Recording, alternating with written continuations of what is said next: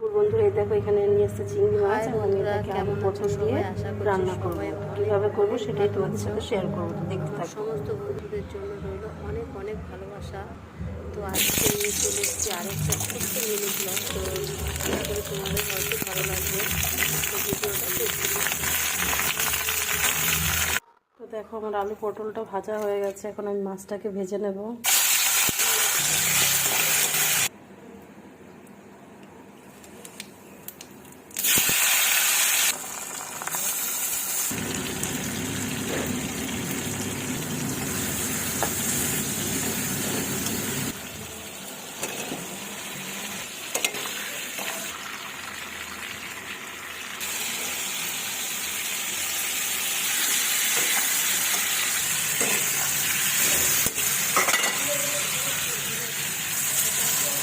দেখো এখন দিয়ে দেবো গরম মশলার গুঁড়ো।